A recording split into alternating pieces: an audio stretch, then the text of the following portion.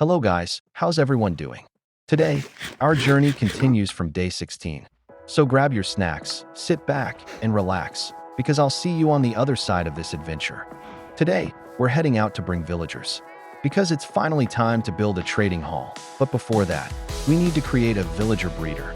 This is where the real progression begins. As soon as I reach the village, I spot two villagers right away. Perfect. I place down boats and carefully load them in, one by one. Step 1 of the plan complete. After that, I start collecting beds from inside the village. In total, I gather 6 beds. Everything is coming together for the villager breeder. After that, inside one of the houses, I notice something interesting, a lectern and some books. Without wasting any time, I grab them as well. They're going to be very useful for the trading setup. After that, I say goodbye to the village. With both villagers safely inside the boats, I carefully transport them back to my base. The real setup is about to begin. By the time I got back, it was already evening. And my biggest concern? Zombies. I couldn't leave the villagers outside. They would be turned instantly. So I break part of my gate and some blocks, carefully move them inside, and then seal the house completely. On day 17, I start planting saplings. I place them one block apart, making sure they have enough space to grow properly. Step by step, I'm preparing for long-term resources in this hardcore world. I realize that if I add a little more dirt to this area, I can expand the space even further. More land means more room to build and grow. So I started placing dirt blocks and extended the area. As night falls, I head inside the house. I start breaking and placing the lectern repeatedly, trying to reset the villagers' trades. I'm hoping to get something good this time. I end up spending an entire day trying, but I get nothing useful. Then on day 19, I spot a creeper standing right in front of my house. I try to take it down, but it explodes instantly. Luckily, it doesn't blow up near the house, or my entire base would have been gone in seconds. After filling up the crater from the explosion, I focus on the front area of my base. There's a lot of grass everywhere, so I use a bucket of water to clear it out quickly. Slowly, the area starts looking cleaner and more organized. After that, I start placing torches all over the ground. I don't want any monsters spawning near my base. In hardcore, one careless moment can end everything, and I'm not dying that easily. On the morning of day 20, I start preparing a plot right next to my house. I'm getting it ready so I can grow crops there. In hardcore, a steady food supply isn't optional, it's survival.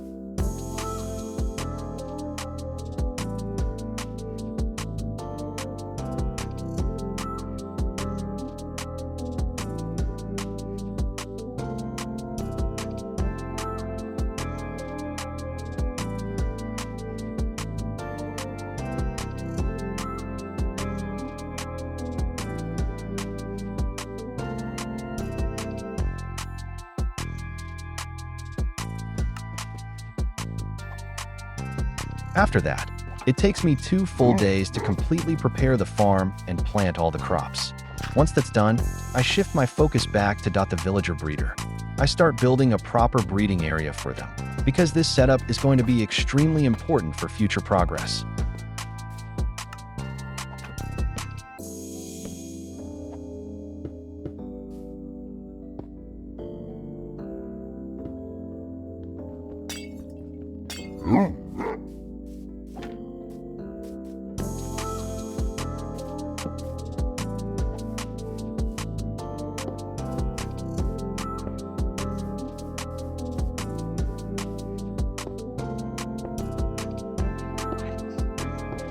Another night passes.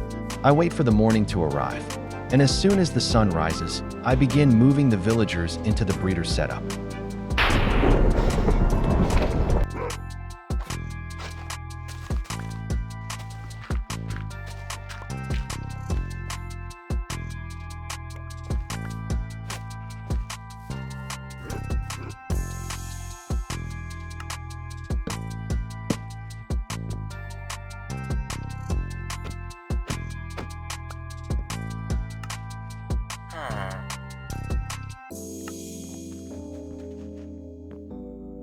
Managed to move one villager into place. But getting the second one inside takes almost the entire night. In hardcore, even the smallest tasks can turn into a long struggle.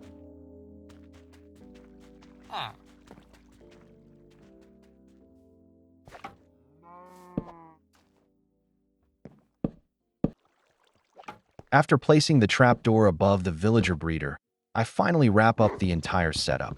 The villager breeder is officially complete.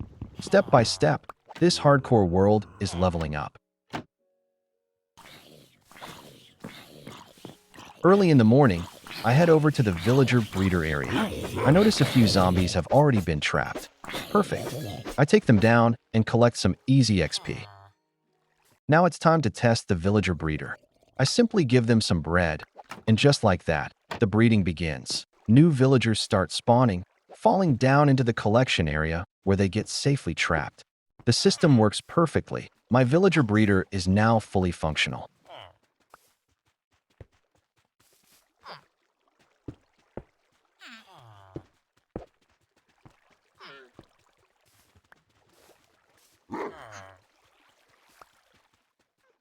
To protect the villagers, I place a few trapdoors on the sides of the setup. This way, zombies won't be able to get inside. Now the breeder is not only working, it's also secure.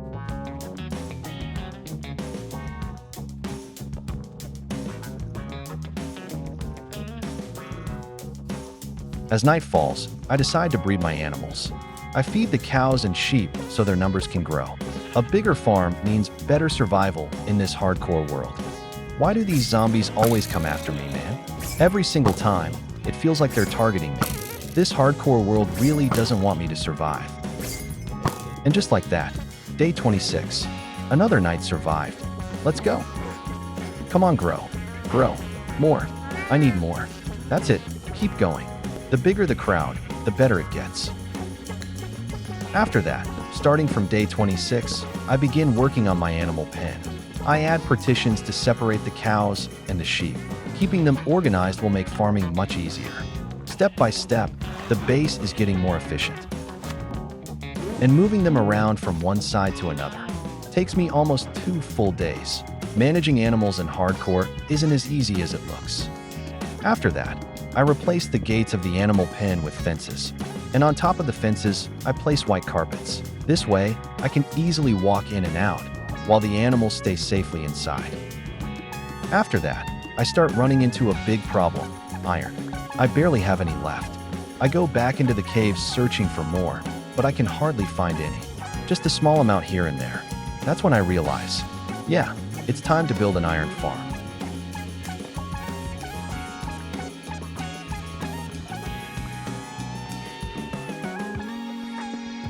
Look at this, the babies have grown up.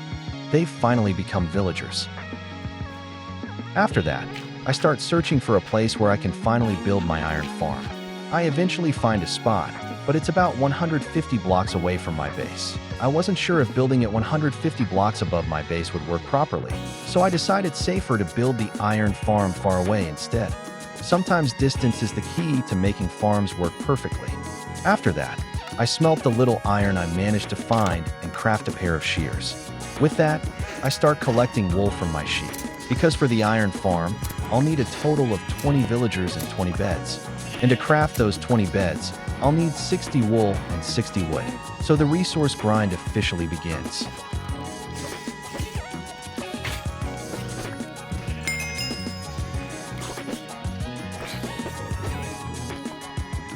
Look at this. I'm wearing a golden helmet now. So tell me, how do I look? Pretty heroic, right? Like a true hardcore survivor. And the next day, I traded with the Fletcher villager inside my villager breeder. By exchanging some emeralds and gravel, I managed to get a total of 20 flint, which I'll be using to craft a fletching table. So, I finally brought all the materials here. Earlier, I dug out a 5x5 hole, and now it's time to start placing the beds. For this iron farm, we're going to place a total of 20 beds here. After placing all the beds, we left a 2-block space above them. In that space, we're going to place 20 fletching tables. And now comes the next challenge. We need to bring 2 villagers here and start breeding them. So if you ever plan to build this iron farm, Make sure that every fletching table is placed correctly and the number of villagers is exactly right. They shouldn't be more or less, because this farm needs exactly 20 villagers to actually work properly. Right now it's night, and this place feels a little unsafe. Zombies could easily come here and get inside. So what I'm going to do is get inside the farm and seal it from the top, because if the zombies end up killing the villagers. After 6 days, our iron farm was finally starting to look like this. Only 3 villagers were left to grow up. Once those 3 become adults, the iron farm will finally start working. It's not completely finished yet, but the iron farm is almost ready. So now you might be thinking that I'm killing these cows just for food, but that's not actually the reason. What I really need is a lot of leather, because I want to start working on enchantments. For that, I'm going to need to craft a lot of bookshelves.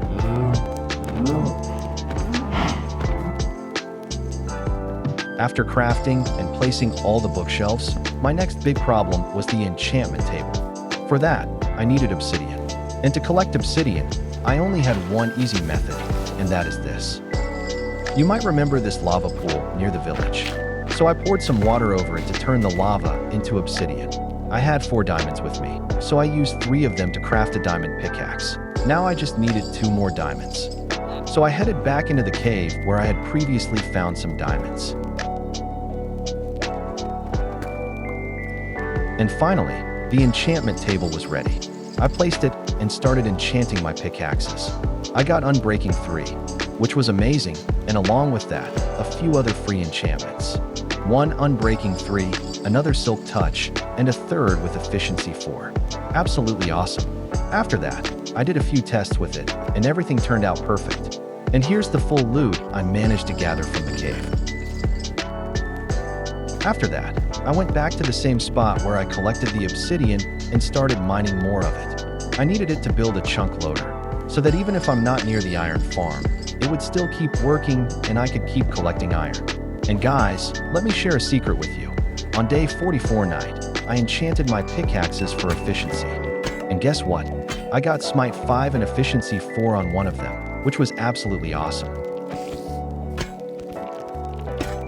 Although I barely survived an attack from a spider, I later realized that Smite V only works effectively on zombies, skeletons, and similar mobs, not on spiders.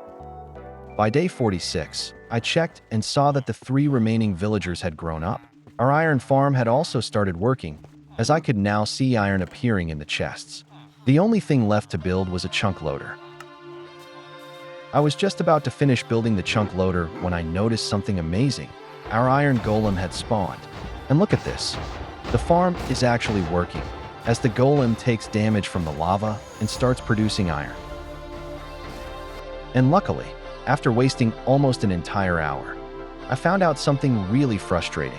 In Minecraft version 1.26, all the chunk loaders have been removed.